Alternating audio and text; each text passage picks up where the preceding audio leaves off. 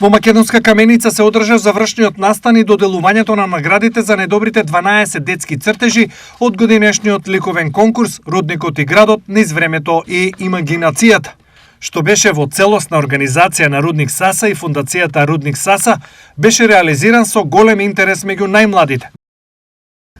На конкурсот се пријавија 90 деца на возраст од 5 до 15 години, ученици од општина Македонска каменица и деца на вработените во рудникот.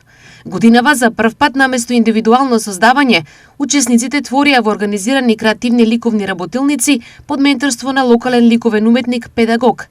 Новиот пристап, организиран од Рудник Саса, има овозможи на децата полесно да изразат својата креативност и да создадат дела инспирирани од рударството, градот и заедницата.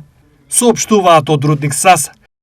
Независна стручна комисија ги одбра успешните 12 цртежи кои најавтентично ја прикажуваат природната и општествената поврзаност со рудникот.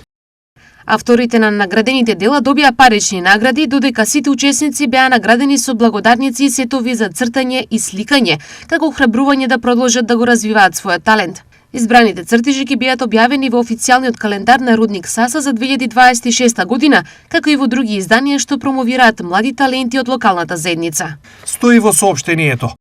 Од Рудник Саса нагласуваат дека конкурсот, кој се организира по 4ти пат, представува значајна иницијатива што ја поттикнува детската креативност и ја зајакнува врската помеѓу Рудникот и Македонска каменица.